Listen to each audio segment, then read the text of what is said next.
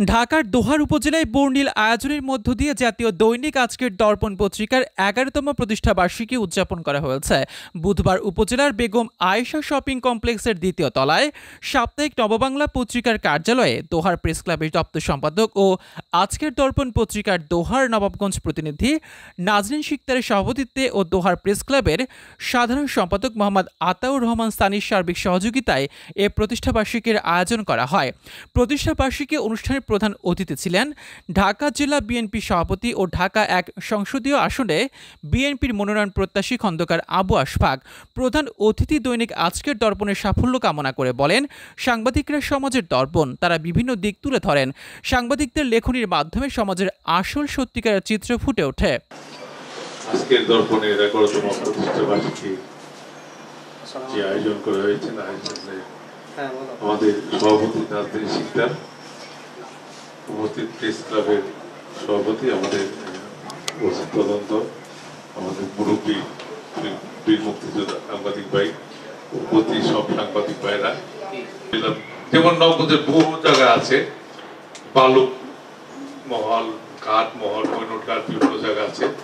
সব জায়গায় কিন্তু একটা ডায়লগ ঘুরে ফিরে আমার কানে আসে যে এটা উপরে জানে উপরে দিতে হয়, তার মানে আমি জানি আমাকে ঘোষের অংশ দেওয়া দিতে হয়। তো আপনাদেরকে আমি নিশ্চিত করে বলছি, আমি কিছুই জানি না, আমাকে কিছুই দিতে হয় না, এবং এই ধরনের নেচার আমার কখনোই ছিল না, আগামীতেও হওয়ার কোনো সম্ভাবনা নেই। আপনারা আপনাদের লেখনের মাধ্যমে এগুলোর প্রতিবাদ করেন এবং এগুলিকে আইন রক্ষাকারী বাহিনী আমাদের ভাই আছেন, তাদের প্রতি অনুরোধ থাকবে, যারা এই কথাগুলি বলে তাদেরকে সততা প্রমাণ করা দরকার নেই। আমি বলেই গেলাম যে আমি জানি না, আপনারা এদের ব্যবস্থা নেবেন এবং আপনারা আমি নিজে সাক্ষী, আমি কিন্তু কোনো তবদিল করি না, কখনো কোনো তবদিল করি না। আমি সাংবাদিক ভাইদেরও কখনো বলি না এই নিউজটা করেন, এই নিউজটা করেন না। আপনারা স্বাধীন, আপনারা আপনাদের মতো লিখবেন, এটাই হলো আপনাদের পেশা। সুতরাং যার কাজ তাকে সেটা সততার সাথে নিষ্ঠার সাথে করতে দেওয়া উচিত, সেখানে কারোরই পথ রুদ্ধ করা উচিত না, এবং রুদ্ধ করলেই সেখানে সঠিক জায়গা থেকে আমরা বিপদগামী হব এবং অন্যায়ের দিকে ধাবিত হব। যাই হোক, আজকের প্রতিষ্ঠাবার্ষিকী আয়োজনের জন্য এবং আমাকে এখানে দুটি কথা বলার সুযোগ দেওয়ার জন্য আমি নাজনীন শিকদার সহ সমস্ত সাংবাদিক ভাইরা যারা